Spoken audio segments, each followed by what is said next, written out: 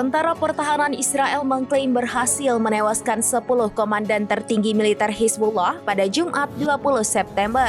Serangan itu diluncurkan saat komandan Hizbullah berkumpul di ruang bawah tanah dan merencanakan serangan ke Israel. 10 komandan tertinggi Hizbullah tewas dalam serangan udara yang menargetkan benteng Hizbullah di Beirut. IDF mengatakan salah satu target yang harus tewas dalam serangan itu adalah Kepala Operasi Militer Hizbullah Ibrahim Aqil.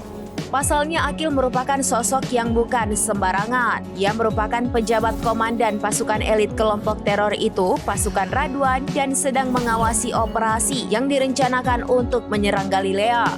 Aqil juga merupakan anggota militer paling senior di Dewan Jihad, badan militer tertinggi Hizbullah setelah pembunuhan Fuad Syukur oleh Israel pada Juli lalu. Selain Aqil, 9 petinggi pasukan operasi Hizbullah dan pimpinan pasukan Radwan tewas dalam serangan itu. Mereka tewas saat berkumpul di bawah tanah dan mengkoordinasikan serangan ke warga Israel.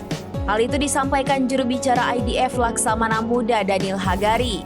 Sementara Hizbullah mengkonfirmasi kematian Aqil yang menyatakan salah satu pemimpin besarnya terbunuh di jalan menuju Yerusalem.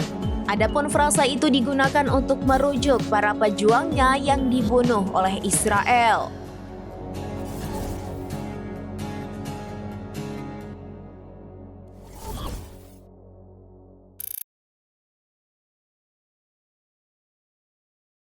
Download Tribun X sekarang, menghadirkan lokal menjadi Indonesia.